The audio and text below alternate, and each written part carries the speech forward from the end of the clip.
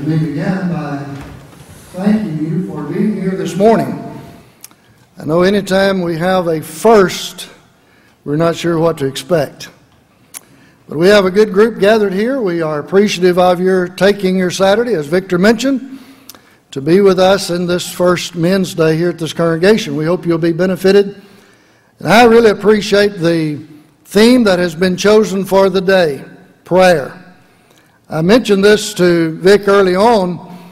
When you read through the Bible and you begin to get a sense of the importance of prayer, it's obvious that prayer is a major part of the life of the child of God. Most of us have heard of preacher training schools. Oh, and that takes me to my next subject. Out in the foyer. No, I direct a preacher training school in Pensacola. And if you haven't seen the display, please check it out. But most of us have heard of preacher training schools. Most of us have heard of singing schools. How many of us have ever heard of a prayer school?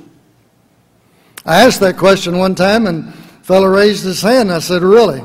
He said, yes, in the congregation that I attend, we have regular classes on prayer. And I thought that was great. But the one thing that the disciples asked of the Lord was, teach us to pray. Not teach us to sing, not teach us to preach, but teach us to pray. And so to develop this theme today is certainly one that I'm excited about, and I hope that our studies together will help us in that regard. In 1 Thessalonians chapter 5 and in verse 17, you're familiar with the passages, pray without ceasing. In Philippians chapter 4 and in verse 6, be careful or anxious for nothing, but in everything by prayer and supplication with thanksgiving, let your request be made known unto God. And so it is a vital part of our life as the child of God. In Matthew chapter 6, Jesus taught the disciples how to pray. And he began by saying, after this manner, therefore pray ye, our Father. What a privilege it is that we can be children of God and have that privilege of calling upon God as our Father. But in our study this morning, we're dealing with the theme this particular session, when men pray, they enter the throne room of God. Maybe you've never thought about it in that regard before. But who is this God that we would be concerned about entering in to that throne room? When we travel the country, we often visit sites of importance. And we can get back home and say, well, we saw where this person ate. We saw where that person slept. We saw where that person lived. And we attach a great deal of importance to places of significance like that. So when we say to this morning that when men pray, they enter the throne room of God, maybe someone would ask the question, hopefully not, but who is God? That I would be excited about entering the throne room of God. Well, I want to approach this study from this particular standpoint. I want us to begin by briefly looking at God in the Old Testament. And by doing that, we'll note several points. First of all, and you're familiar with these passages, Genesis chapters 1 and 2, we find the creation itself. It is sad that we live in a world where so many people do not even believe that God exists. Atheist. We live in a world where several years ago, back in the 60s and 70s, I recall there was a resurgence of the idea that God is dead. They wouldn't deny the fact of God, but He's died. And then there are those in the world who live as if there is no God, and they act like God doesn't really care anymore. In spite of the fact that Peter said, be sober, be vigilant. Your adversary, the devil, as a roaring lion, walketh about seeking whom he may devour. And in that context he said, casting all your care on him, for he careth for you. God is alive. God cares. And when we look around us in this world, how could anyone suggest that God doesn't exist. He is the Creator. In that regard, in Psalm 19 and verse 1, the psalmist said, "The heavens declare the glory of God, and the firmament showeth His handiwork." In chapter 33, or in Psalm 33, and in verse 9, He spake, and it was done. He commanded, and it stood fast. Well, you go back to Genesis chapter 1, God said, "Let there be light," and what happened? There was light. And that's the way the entirety of the creation came into being, by the fact that God spake and it was done.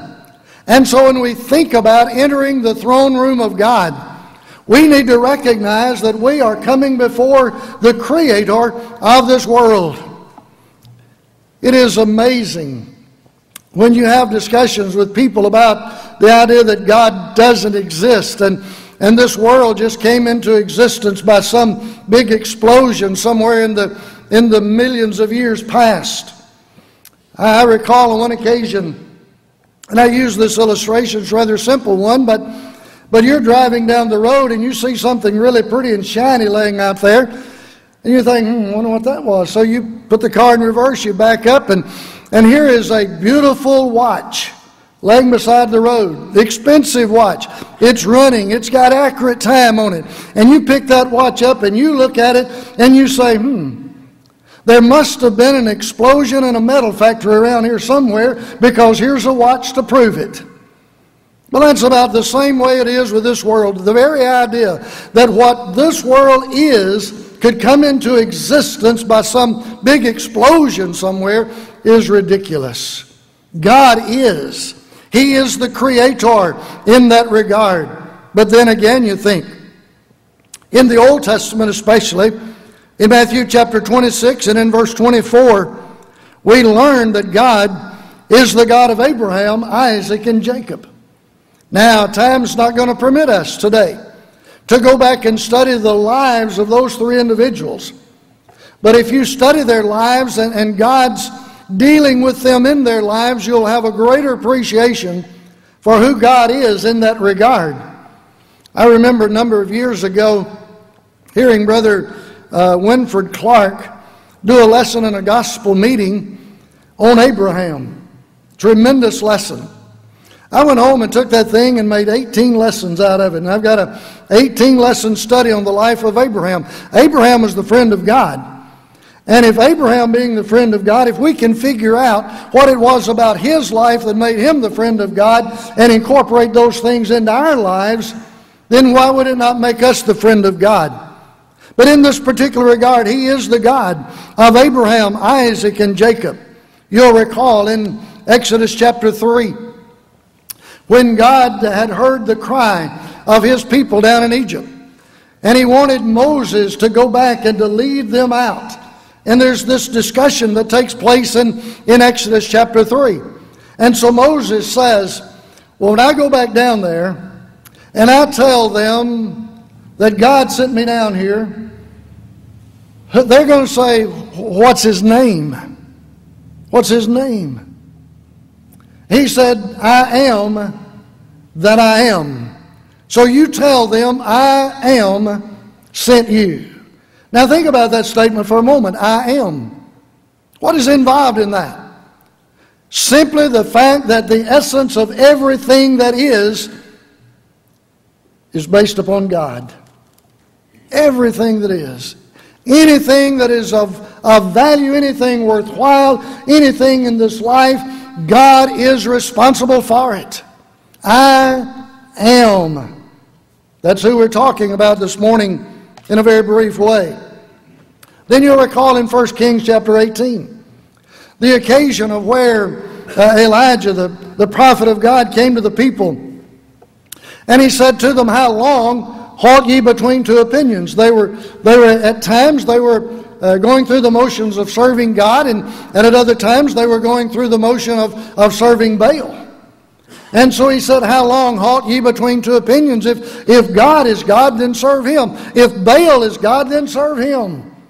And you remember the day, the events, the test that was set up to determine who really is God. Here's this Here's this altar. It's always been interesting to me that Elijah gave the prophets of Baal the first opportunity to prove who God was or was not. So they they built the altar, the sacrifice and so forth. They called on Baal all morning. You remember what happened about midday? Elijah kind of stuck his nose in there, began to chide them a little bit. Maybe you need to tone it up a little bit. Maybe God's asleep. Maybe He's taking care of somebody else. Maybe He's on a journey. All kinds of things. Maybe He's just not there. Well, that infuriated them, obviously, even the more, to the point that throughout the rest of the day, they got on that altar, they cut themselves with knives and lancets, and they were beside themselves because they could not get their God to answer their plea. When they had finished unsuccessfully, you'll recall how Elijah had that altar repaired, the sacrifice, all of the water on the altar, in the trenches, whatever. How many times did he have to call upon God to prove God was there? One time. He didn't have to call 3 times, 4 times, half a day, one call. Fire came down from heaven, devoured the sacrifice, the altar, licked up the water out of the trenches. And then what was it that the people said? The Lord, He is God. The Lord, He is God. He proved Himself on that occasion. That's the very thing that we're dealing with in this regard. He is the true and the living God. He is the one ever present, the omnipresent one. In Psalm 139, verses 7 and following, I want to paraphrase here for time's sake. Where can we go from the presence of the Lord? Where can we go? Where can you go that God is not? Well, if I ascend to the depths of the deepest sea, God's there. If I go to the highest peak of the highest mountain, God is there. If I go to the darkest spot on the face of the earth, it'll be like a light around me. God is there. Point being, there is no place where you can escape the presence of God. He's the one into whose throne room we're talking about this morning. Being able to go before one like that with our prayers, with our petitions, with our requests, whatever they might be in that regard. And there are many other things that could be said about God in the Old Testament, but I want to look at the New Testament. One point in particular, a little more extensive in that regard. In Matthew chapter 3, verses 13 through 17, we come to the occasion of Jesus' request to be baptized of John. And then at that point, this voice from heaven says, "This is my beloved Son, in whom I am well pleased." We find that statement with an addition to it in Matthew chapter 17 and verse 5 on the Mount of Transfiguration. When Peter wanted to build those 3 tabernacles, one for Christ, one for Moses, one for Elijah. Again, the voice from heaven, "This is my beloved Son, in whom I am well pleased. Hear ye Him." So in that regard, we understand at the very outset that when we talk about God, we're talking about the Father. But then again, go back to Matthew chapter 6 that we alluded to earlier, when Jesus was teaching the disciples how to pray. "After this manner, therefore, pray ye, Our Father, which art in heaven, hallowed be thy name." So we think about Him as our Father. Furthermore, in James chapter 1 and in verse 17, we learn something else about this God into whose throne room we're able to go when we pray. And that is, He is the giver of every good and perfect gift.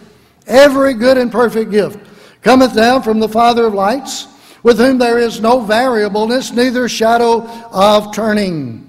Now, I'm not a Greek scholar by any stretch of the imagination, but it's my understanding that when you look in the original of that verse, really what James is saying, every gift and the intent of every gift is good. God doesn't do anything to our harm. God doesn't do anything to hurt us. Everything that He does for us, everything that He gives to us is good. So often, and you're well aware of this, but so often we give God credit for things for which He should not be given credit. When bad things happen in life, I don't understand why God did this to me. I recall, and I've used this story many times. When we were in Tupelo, Mississippi, there was a young lady there who had never been married. She had several relationships with various men, but she would always find out either they had been married before, they had habits that she didn't care for, whatever, you know what I'm talking about yet. And so this night she came by our house, Tanya. She came by our house in tears.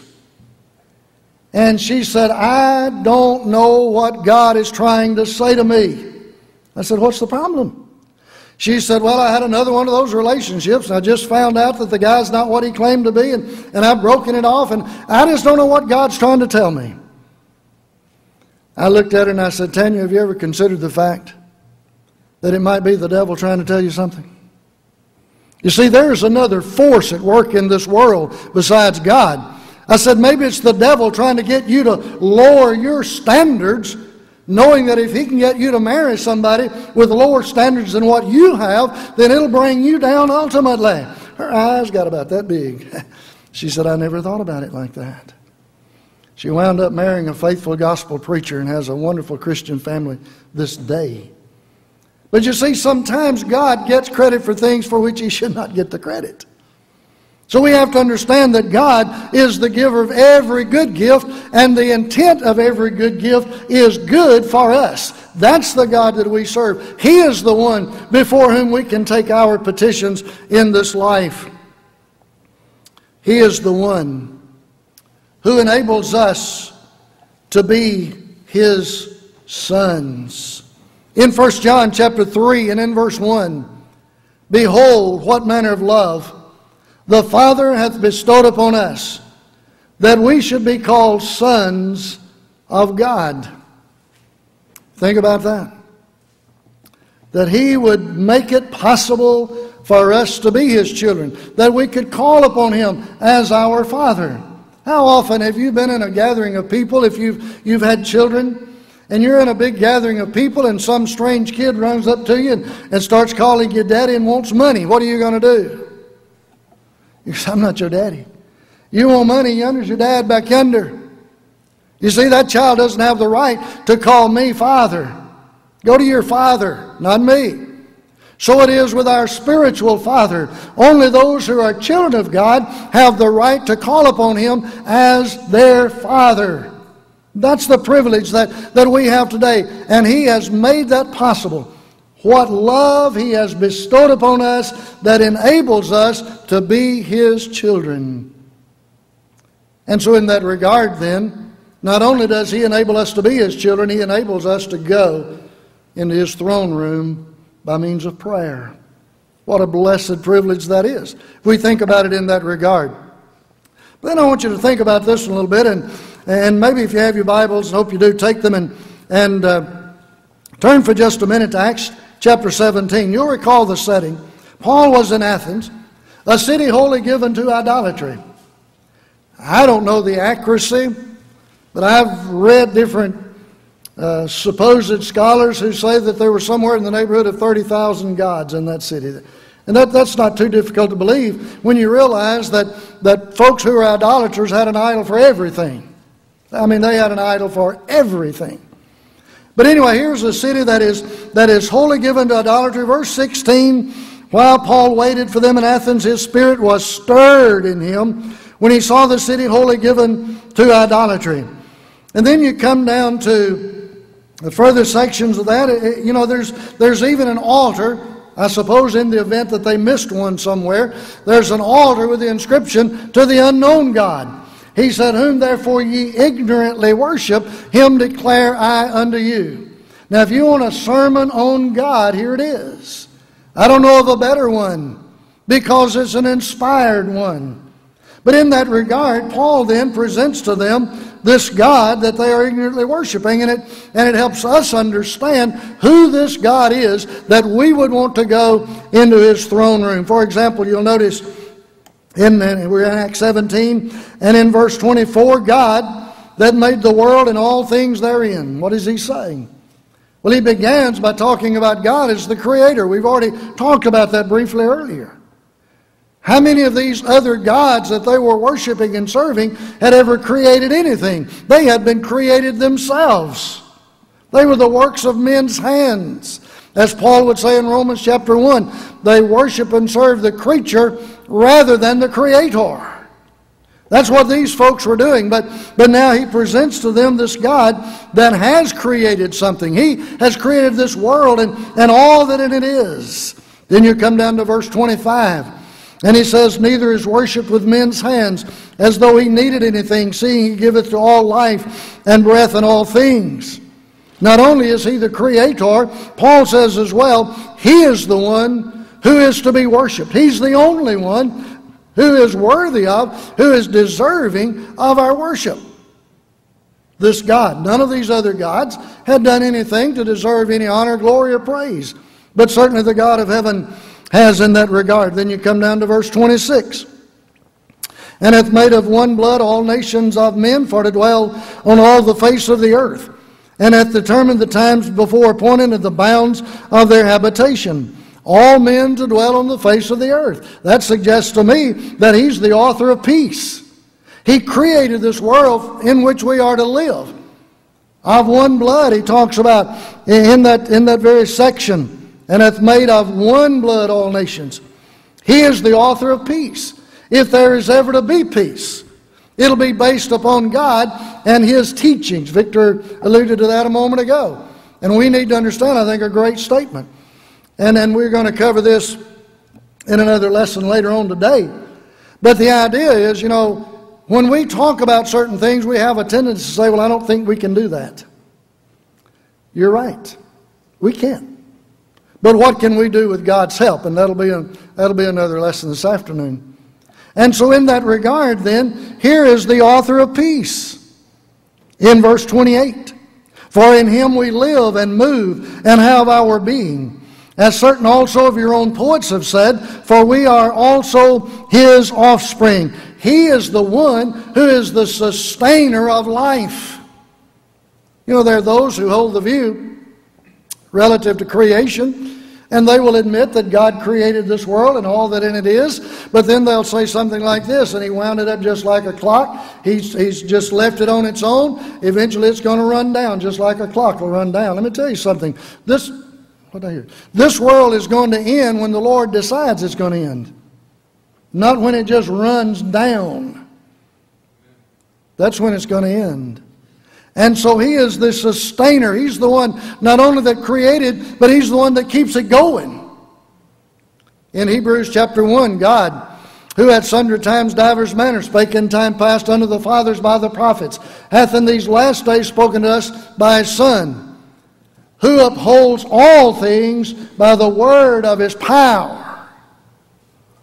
That's why things are still going as they are, because the power that upholds it, sustains it, is from heaven. And so that's the God that He's presenting here in this regard. Then in verse 30, and the times of this ignorance God winked at, but now commandeth all men everywhere to repent. I would suggest from that the God under consideration here is the lawgiver. He's the one that says we need to repent. He's the one that gives commands. He is the lawgiver.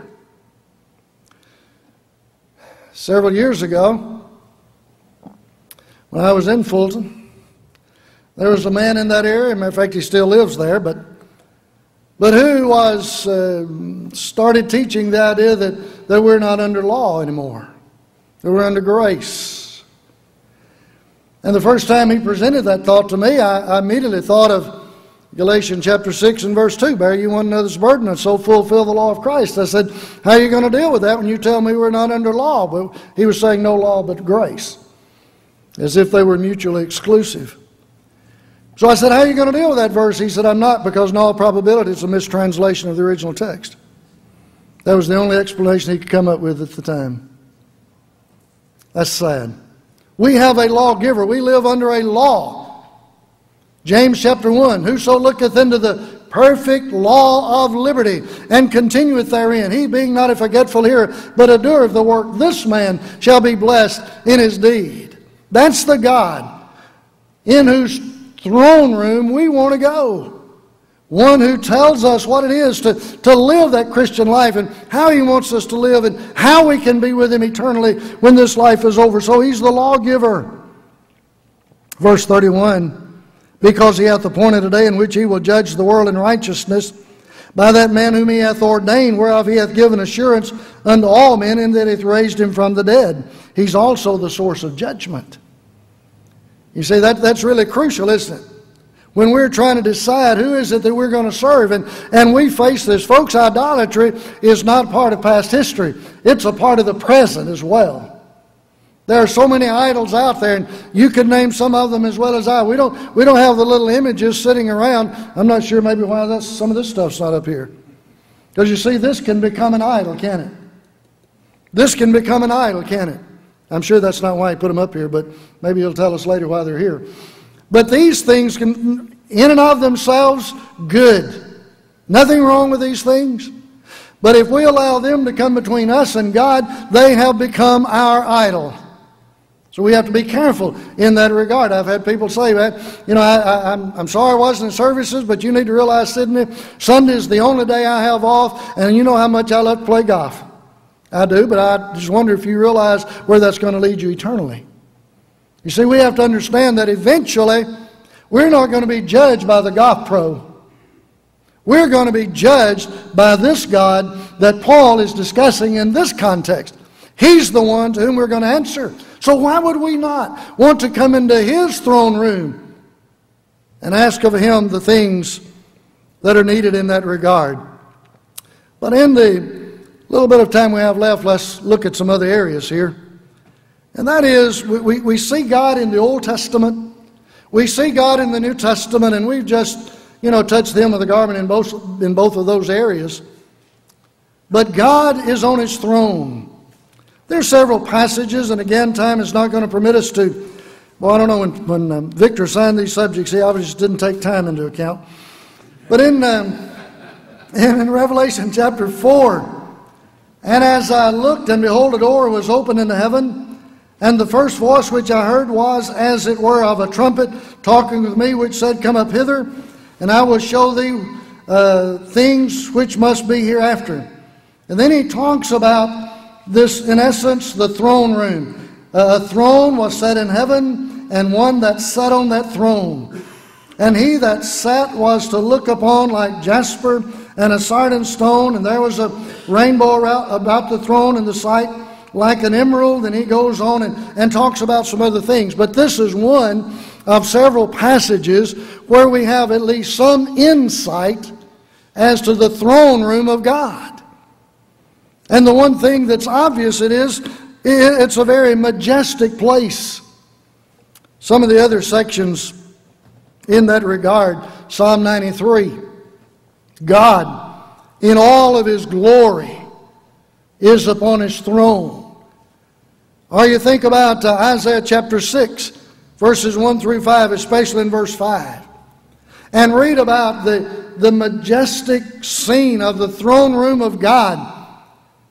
And then I think you would be impressed, and maybe even a sense of awe and fear and joy would come upon you, knowing that when you indeed pray to the Father in heaven, you are in essence entering the throne room of God. You're coming before His presence. Do we really think about that when we're praying to God, or do we just talk to the air? Do we really focus on the fact that we are in the presence of God, that we are carrying our petitions, our supplications, our prayers to the very throne room of God? What an awesome thought that is in that regard. But then with regard to Revelation chapter 4, we don't have the time again to deal with all of this in any great detail, but you can look at it in verse 1. Heaven is not closed to God's children. What John saw here, a door was opened into heaven, wasn't closed. Or you think about the throne that is set. And that's the way he describes it. A throne was set in heaven. That suggests permanency to me. It's there. It's not going anywhere. It'll be there. Then you notice in verse 3, it is the seat of authority. That's where God is. He is the authority. We need to see it in that regard. In verse 4, you see the crowns. Well, you go back to Revelation chapter 2 in the latter part of verse 10, you're familiar with it. Be thou faithful unto death, even if it cost your life. And I will give you a crown of life. And so we see here some who have on their heads crowns. And then in verse 5, and out of the throne proceeded lightnings and thunders and voices and so forth and so on. You compare that to Psalm 18 and you'll begin to get the picture of what we're talking about with the throne room of God. It's an amazing study in that regard. But then what I want us to do in the last, I think we've got 2 or 3 minutes here left. Let's talk about some practical lessons in that regard. What does all of this mean to us? Well, first of all, God is the supreme authority. He is the supreme authority. Again, you think about all of these idols that were being served. What authority did they represent? No authority other than what the people who had made them gave them. That's all the authority they had, which was nothing. God is the supreme authority. Would to God that we could learn that lesson. Wish our world could learn that lesson. I wish brethren in the church could learn that lesson. You know, some of the issues that we're now facing, we were debated years ago and we thought were settled, are now rising again. And it's all because of a lack of respect for the authority of God. That's the bottom line. We can argue and quibble about a lot of things, but how much respect do we have for the authority of God? The throne of God is beautiful. There's no way to question that with some of the pictures. If you go back and study these passages that we gave you earlier, we haven't had the time to look at, but it's a very beautiful thing. You know, would you suspect that there's any way that God, with the use of human language, could describe for us the throne room of God? I don't think it's going to happen. It's not going to happen. Oftentimes folks will say to me, Sidney, what do you think heaven's going to be like? And I finally came up with a decent answer. I think it's a decent answer. You may not. But my answer is, I don't know. But I know this. My Lord said, I go to prepare a place for you. And if I'm able to get there, it will be far better than anything I deserve for sure. So I'm not worried about what it's going to be like, what it's going to look like. I'm not concerned about that. I'm concerned about getting there.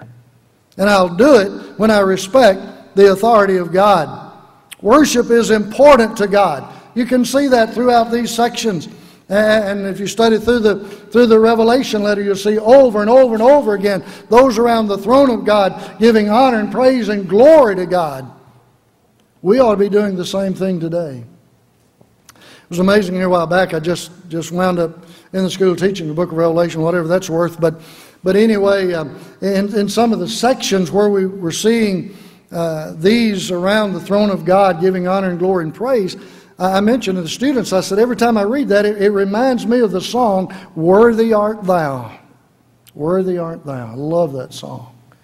So on one of the tests that I gave them to be taken from their notes, I said, what song does it remind us of when we see these scenes? I didn't get the same answer on any 2 papers. But you know something? I didn't count off. Because there are so many songs that we sing of which we might be reminded when we think of the honor and the glory and the praise that is due God in that regard. God is worthy of the worship of the saved, of the angels, of all creation. And the creation of the universe by God is understood clearly in everything that we read about God in the Scriptures. So when we think about when men pray, they enter the throne room of God. What a beautiful, majestic scene can be presented from the verses that we have available to us. And to know that we can come into that throne room, to know that we can come in the very presence of the one who created this world, in the very presence of the one who enables us to be His children. When God is our Father, what an awesome thought that is. You know, have you ever considered the fact, you know, I sometimes I go out at night and I look up on a clear night and see all of the stars in the sky. And if you've ever studied science, you know how far away those things are. You'll be looking up and there'll be like a void, and then all of a sudden you think, wait a minute, there's a little twinkle there. Realize the size of those little twinkles up there, bigger than this earth on which you and I live. And then I focus back on myself. Like, who are you? Just a speck, a small speck in the scheme of things. But then when I read and study this book, and I understand that the God who created all of this wants me to be with Him eternally, folks, that's just about more than I can handle. It's a tremendous thought. When men pray, they come into the throne room of the Almighty God.